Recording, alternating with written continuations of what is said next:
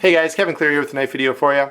I want to talk about a knife today that should be sitting here with these two on the table in front of me, because the specs and really the performance from the previous model of this that I had are so good that it really does deserve, a high level of praise.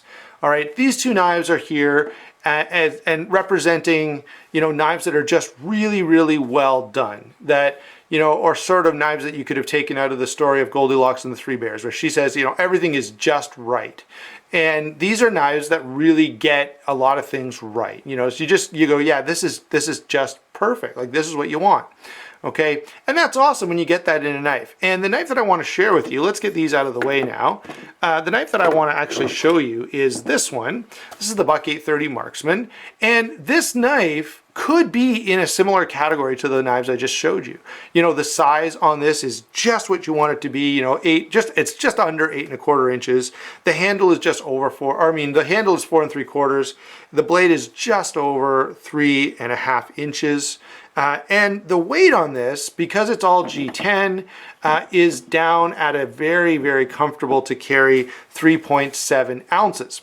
Awesome, right? All of those numbers, all of that size, like you go, Kevin, what's wrong with the knife? Those numbers sound awesome. If I saw those in the specs on a Blade HQ sort of spec lineup, I'd be like, yep, buy it. It's awesome. And it is awesome. And they really did some good stuff here. However, the problem that arises, and if you want to watch the full discussion of this knife, I'll link to my review of the original aluminum handle down below. But the problem that arises is when they ground this blade, they used a flat grind, which, hey, that's awesome. Flat ground blades are very good. And you can see a fairly heavy stonewash finish there. However, a flat grind, let me use a piece of paper here and see if I can demonstrate something for you. Hold on, I'm going to fold it to make it just a little bit smaller to fit on camera. Okay.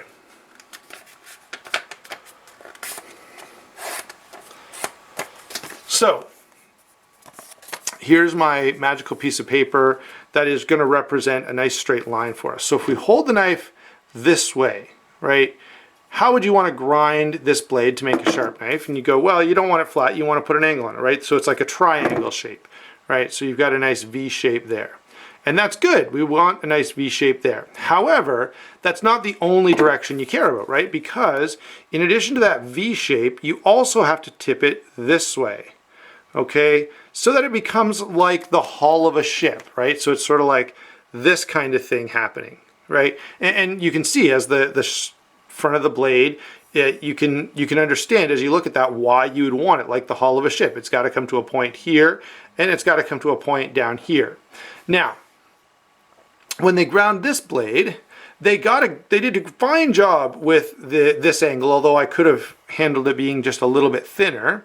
The problem was the second angle. They didn't bring it to a point down here, or at least very minimal one. So if I turn the knife this way, you can see that there's very little, if any, distal taper. Compare it to the Para 2 blade.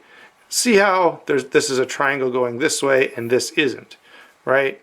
So why does that create a problem? Well, now the edge up here, let me just put the Para 2 off to the side.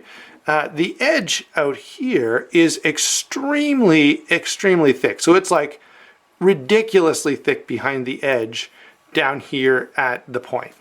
Now, the question I have, and I'd love to hear, I really want to put this out in the comments. Put in the comments below what you think would be the appropriate way to deal with this. So, the options are, you could put a grind, you could sort of measure here and find out where the blade starts to get too thick and put sort of a tanto grind on this, right? You could grind the tip of the blade down a little bit to create a better width at the very tip here, a more appropriate width at the tip. Okay, that's option 1. Option 2, you could regrind the whole blade, start with here and start with a proper distal taper all the way out to the tip.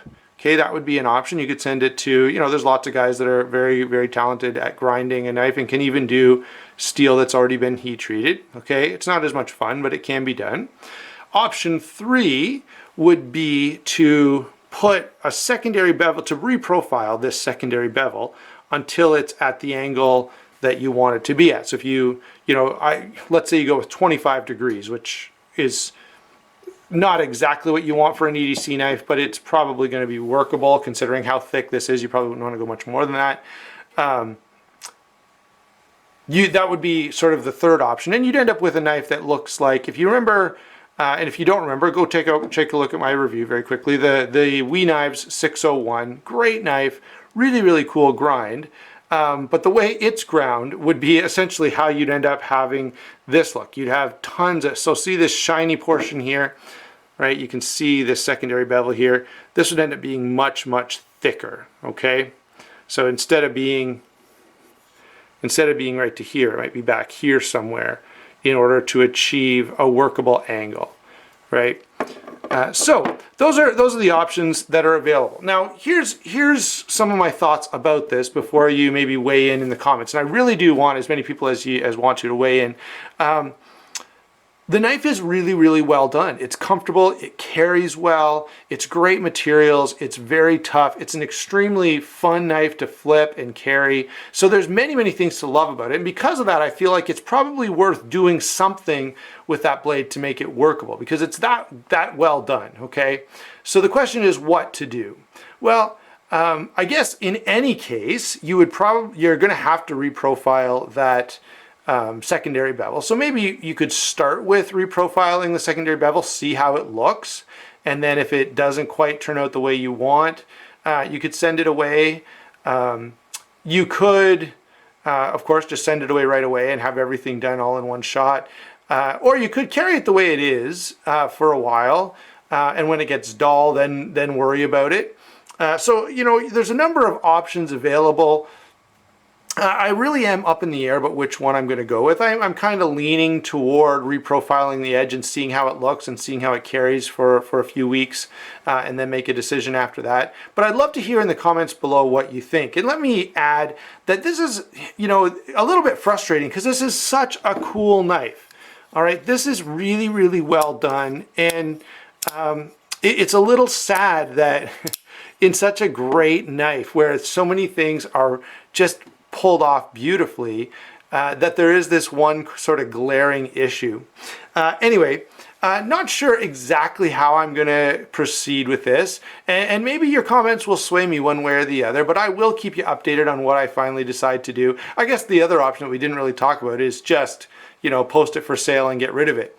But I don't really want to do that because I really, really like the knife. So there you go, guys. Hope you enjoyed the video. I'd love to hear your thoughts below. And I'd love to ask you one other question. If you're still watching, have you ever had a knife where it was kind of like this, where, man, this is such an awesome knife and I want to love it so bad, and boy, it gets so many things right, but there's this one glaring issue that just drives me crazy. And maybe you even won't buy a knife because of that, or maybe you got rid of a knife because of that. So if you've got a story like that too, let me hear it down below. Thanks for watching. We'll talk to you soon.